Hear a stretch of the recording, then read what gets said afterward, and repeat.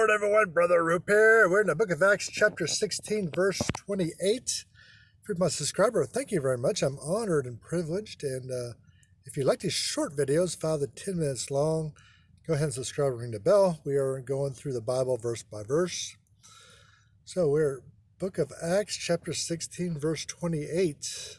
I'll read it. It says, "But Paul cried with a loud voice, saying, 'Do thyself no harm, for we are all here,'" or something like that. Anyway,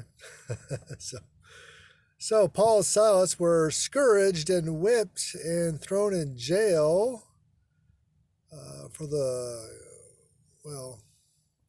real crime was they cast the demon out of a little girl that was telling fortunes and making money for their owners. Their owners were angry, drugged them to the magistrates, and say these men are preaching a false religion, which they were. Not a false religion, but a new religion, which they were. And preaching a new religion was illegal in Roman Greece. It was illegal. And that's because the government of Rome, the Roman Empire, did not want new religions coming in because they considered that a divisive situation that would cause unrest. And yeah, it usually does. Religion can be very divisive. So, but,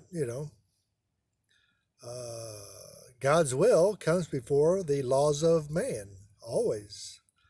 And so Paul and Silas were preaching new religion, and they were drugged to the magistrates, scourged, thrown in jail. And at midnight, they were singing, praising God, and an earthquake happened. God sent an earthquake, and the shackles just fell off. And the jailer, knowing that he would be executed if the prisoners escaped, thought was going to fall on his sword and kill himself to save the humiliation. But Paul, who, as all Christians, don't believe in suicide, and of course, Paul knew that all the prisoners were still there, yelled out, say, "Stop, stop, stop, stop, don't kill yourself. We're all still here." Which in itself is kind of amazing. I mean, most prisoners would run away, right? If the doors opened and the shackles fell off, they would generally run away. Most prisoners that I ever met. But not Paul and Silas. And so they wanted to keep the jailer from committing suicide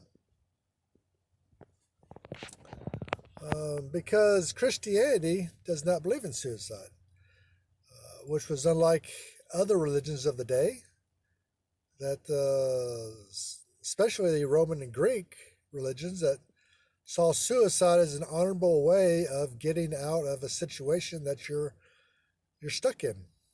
If you have a situation that you can't get out of, like if you're a soldier or a general and you're losing the battle, they generally would fall on their swords. Today we just learn from our mistakes, but not back in those days, man, you fell on your sword. And so it's kind of common back then. And Paul just wanted to avoid this guy killing himself because he cared for his soul. He cared for his eternal soul. He didn't want his eternal soul to be lost forever. He wanted to preach Jesus to him, or keep preaching Jesus to him. I have a suspicion that Apostle Paul and Silas had already preached to the man and had made some progress with him. And they wanted to continue to do so, and they want his soul lost forever, so they stopped him. And I think that's a very honorable thing to do, and that's what we all should do. If somebody wants to commit suicide, we should stop them. Because it's a mistake that you can't take back. You just can't take it back. No redos on suicide unless it's a failed attempt, but it's a good, this is a small verse, but it's a good verse to learn from.